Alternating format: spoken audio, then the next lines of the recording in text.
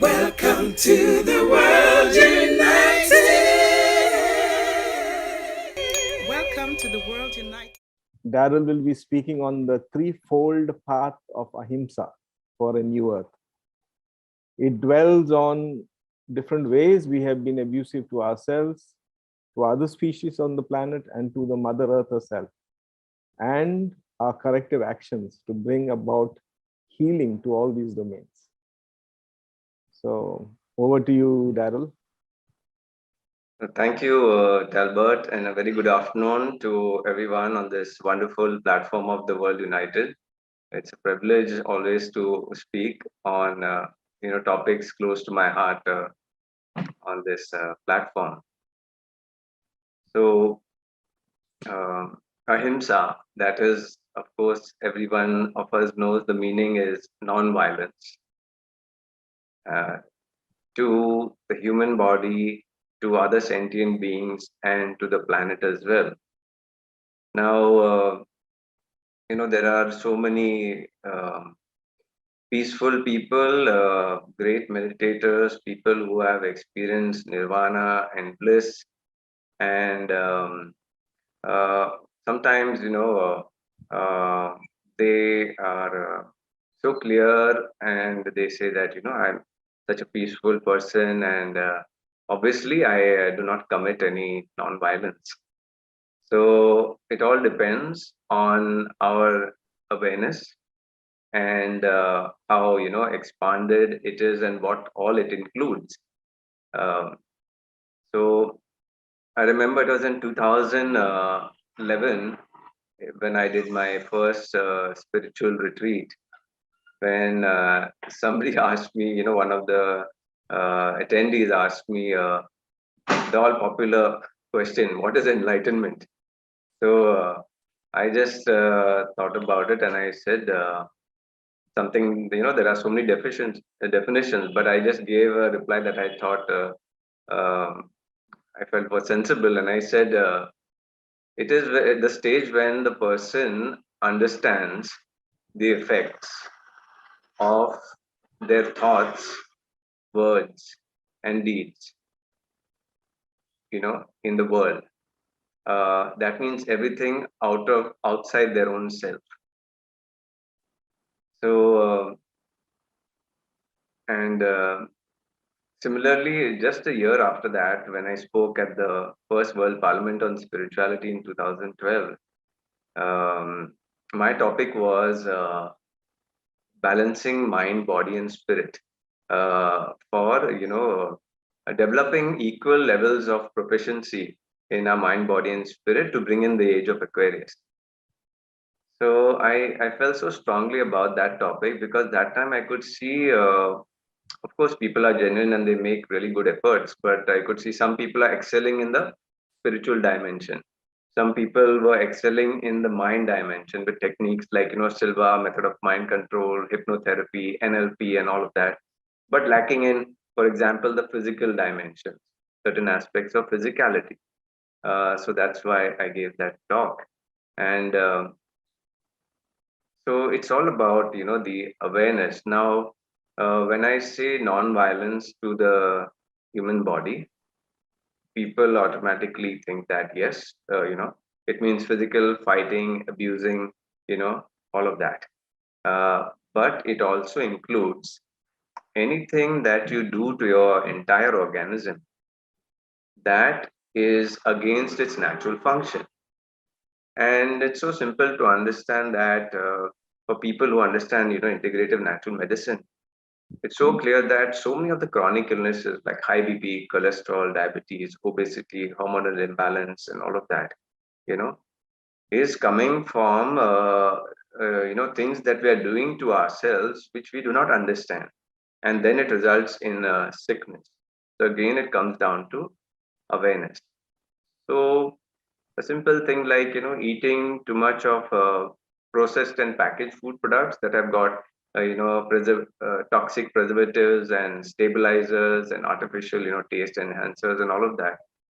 Just eating that is causing inflammation and indigestion. So we have to look deeper within ourselves, this physical body that we call the temple of the divine. right? We have to see what are we doing on a daily basis that is damaging this organism, because any kind of sickness and healing is a reply of your body telling you that you have assaulted me and I'm going into sickness. You're literally trying to damage and kill me, and here I'm trying to every day save myself. So we do so many things to the physical body, from the root of our food, from the root of inorganic products used on our hair, body, detergents, all of that. And um, our some physical habits also. So that's the first aspect of non-violence that I say to the human body. It only comes from deeper awareness, and if you keep yourself open to understanding this field of physicality and everything that is physical in the world that will interact with your physical body, then you will understand and take the right decisions of not committing violence to your physical body. And then of course in that your mind and spirit is also there. So uh, you understand about toxic relationships, you understand about disempowering beliefs and divisive beliefs. Now surely on our spiritual programs we know that so many religions that divide people among the world uh, are a very deep kind of mindset of divisive force. So we each find our path in unity as we explore and we open up to this and heal that part of ourselves. The second part of non-violence, I say, is to, if we have the intelligence to, we feel ourselves are, God's gift on this planet, or the most precious thing. And with a simple comparison, we can see that we are mammalian, sentient, vertebrates, for example. These are the things we can identify with. And then very close by, we love most of our pets, right? Like a dog and a cat also is got all your five senses, so it can experience trauma, a pain. We've seen tears coming out from the eyes of dogs and cows, so we know all of that. And So they also go through all the physical things that we do, of course, at different levels. And we are the ones who have to know the level at which we operate. Uh, Human beings have got an added gift from God, you can say, that is of thinking outside the box. That means you will see a cow, or doing its thing, eating its grass and all, but seldom you will ever see it looking at the sky and having a long gaze and wondering what the eagle is doing for going from this place to that place, right? So we know that they think there is a very natural, beautiful flow of their lives, and they always work within that.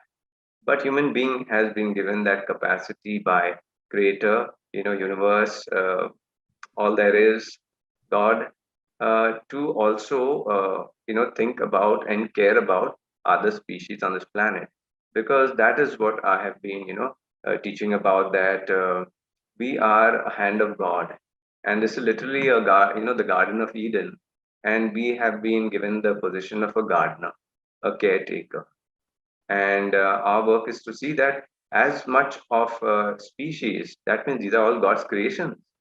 So we have been given that opportunity, that as a hand of God, how are you helping to express everything that I have put on this planet, right? So when we take such a broad view, we know that violence to animals is also a damaging aspect to them. But of course, as it's only when each of us does our journey, and most of us know that we are going in this phase of what is called the ascension. So everybody's at a different space. So there are people who are have taken a deep practice and deep view, and they say we don't want to damage anything. We do not even want to damage plants, because I have taken my energy body to that level where I speak telepathically to plants, and they tell me their trauma when I cut them. So then that's the trauma a person is facing. Then they will develop their energy body and their siddhas to live on, for example, sunlight. That is like a sun yogi or a breatharian. So we can choose. It's according to our level of consciousness. If we align our thoughts, words, and deeds according to that, then we'll have the least amount of trauma and questions. So, so at one level of consciousness, that's where I reached in 2010. I stopped eating meats and fish and all of that. I became a vegetarian. And as my journey went further, then I became a vegan. So I was not even, having eggs or, for example, honey, which I felt okay, the bees, yeah, we don't need to kill them. And then as an organic farmer, I understood the implications of that. Because literally, some of the plants that I grew in my garden, amongst the fruits and vegetables, they were not germinating because not enough of bees were there. And I had to go and spend half an hour in the morning actually plucking the male flower and going and putting its seed on the female flower. So I had to do manual pollination. So this happened for the zucchini. This even happened for my bottle gourd, dudi, and all of that. So so it's fine. As we expand our awareness, then we can be non-violent towards animals also. On one of the videos of the New Earth Summit, I gave the complete full circle science of nutrition, how it flows from the sun to the plants, from the soil and all of that. And if you see that, you will get a beautiful learning of how energy flows. And you can, at your level of consciousness, connect with that level of nutrition that brings you peace and uh, uh, cooperation with others. And the last part is non-violence to Mother Earth. And that is something so close to my heart. That's why in my book, Become Healthy or Extinct, on top each page, you will see a tagline there, seeking symbiosis with Mother Earth. Because I knew even in 2011 that I was still in a journey, and we all are, and still, even now, I'm in that journey of understanding deeper and deeper aspects of Mother Earth. And so much of what we are doing in the world today, whether it is like I spoke earlier, this smart city level of development, which has is destroying the world so much. In a beautiful presentation, I have showed that everything in the smart cities that comes up, like all the buildings and all of that, they only come up at the cost of holes in the earth, whether it's mining minerals, all the plastic that is made from the crude oil, and all of your electricities that are generated from coal. And in front of that, I have showed another model, which is all that you have to do is just collect some seeds that are fallen from plants, throw them at the right time in the year on the ground, and the Mother Earth will bring up all these trees and resources, whether it is teak, whether it is rosewood and everything, to give you literally almost all the products that you need in your life, even your entire home. Of course, the stones and the sand and the mud can be from your local area. So here are two ways of looking at the entire system. So again, for those of you who have just come in, I will say please watch our video that's called Making New Earth. And over there we talk of this, how badly we have worked with against the natural sciences of Mother Earth, and the kind of violence that we have committed with her over the last 200 years. Now, with what's going on in the world now, people think that we are going to be in the matrix now with 5G and all of those controls. But you learn from that video that we have been in the matrix by people who have chosen to control money, power, resources since the last 200 years. And we have done things not in our inner nature of peace, non-violence, and keeping things clean and all of that. And before that, all the indigenous tribes of the world, they never did any of these things. They never did violence to the human body, never did violence to other species, unless they didn't know how farming. You can't blame somebody when they don't have the intelligence of farming at a certain period of time. They were killing animals. But when they advanced to farming, then they decided to kill less animals and be more farmers and grow their own food.